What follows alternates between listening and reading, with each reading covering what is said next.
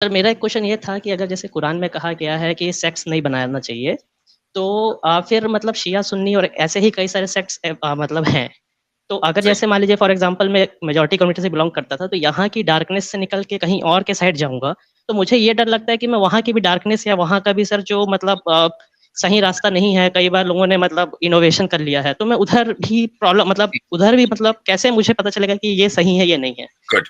چلیے میں اس کا جواب دے دیتا ہوں. اس کی دو جواب. پہلا، اسلام نے، قرآن نے جی فرقہ واریت سے منع کیا ہے، ولا تفرقوا، کہ الگ الگ گٹوں میں، الگ الگ گروپوں میں مت بٹو.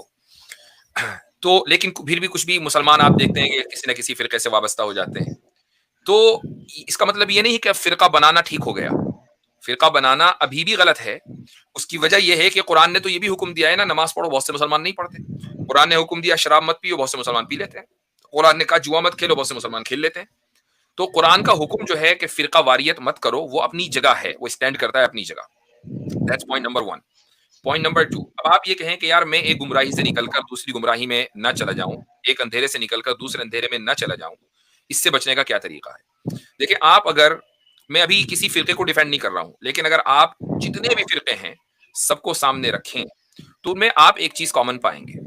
وہ چیز یہ ہے کہ وہ اللہ پر ایمان لاتے ہیں، ایک اللہ پر، اللہ کے رسول کو آخری رسول مانتے ہیں، اور روز جزا پر ایمان لاتے ہیں، جنت و جہنم پر ایمان لاتے ہیں، تقدیر پر ایمان لاتے ہیں، تمام کتابوں اور ملائکہ پر ایمان لاتے ہیں. ان فنڈامنٹلز میں کوئی اختلاف نہیں ہے. ایسا نہیں ہے کہ ایک فرقہ تو کہہ رہا ہے کہ اللہ ایک نہیں دو ہیں، دوسرا کہہ رہا ہے تین ہے، اور ایک کہہ رہا ہے کہ نہیں ایک ہی ہے. ایسا کوئی اختلاف نہیں ہے. یہ اختلاف بھی موجود نہیں ہے کہ ایک فرقہ تو کہہ رہا ہے کہ محمد صلی اللہ علیہ وسلم رسول ہے اور دوسرا کہہ رہا ہے کہ رسول نہیں ہے بلکہ خدا ہے. والعیاذ باللہ.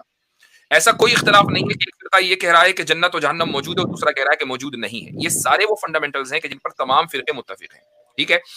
مثلا یس سر. اب اگر آپ ان چیزوں کو بلیو کرتے ہوئے اسلام میں داخل ہو گئے تو آپ ایک اندھیرے سے نکل کر ڈیفینیٹلی روشنی میں آ گئے. اب آپ کا آگے کا علمی سفر شروع ہوتا ہے. اب آپ کے سامنے ایک دنیا ہے کہ بھئی مجھے کس طرح حدیثوں پر عمل کرنا ہے، کس طریقے سے مجھے قرآن کو سمجھنا ہے اور عمل کرنا ہے. تو اس کے لیے ایک اصول ہے. وہ اصول یہ ہے کہ اگر آپ اسلام کے اوپر قرآن، سنت اور صحابہ و تابعین کے عمل کی روشنی میں قرآن اور سنت کے اوپر آپ عمل کر رہے ہیں. صحابہ اور تابعین وہ ہیں جو بالکل فرسٹ 3 جنریشن ہے، صحابہ، تابعین، تبع تابعین، یہ ہے سلف. تو ان 3 جنریشنز کی انڈرسٹینڈنگ کی روشنی میں آپ قرآن اور حدیث کو سمجھ رہے ہیں تو پھر آپ بالکل صحیح راستے پر ہیں. اب آپ اپنے آپ کو سمپلی مسلمان کہیے. آپ کو مسلمان ہونے کے بعد کوئی دوسرا ٹائٹل لگانے کی قطعاً کوئی ضرورت نہیں ہے کہ آپ یہ کہیں کہ نہیں میں فلاں مکتب فکری یا فلاں فرقے سے تعلق رکھتا ہوں. اس کی کوئی ضرورت نہیں ہے. آپ کا تعارف مسلمان ہے. اللہ تعالیٰ نے آپ کا نام قرآن کریم میں مسلمان رکھا ہے تو آپ مسلمان ہوں گے.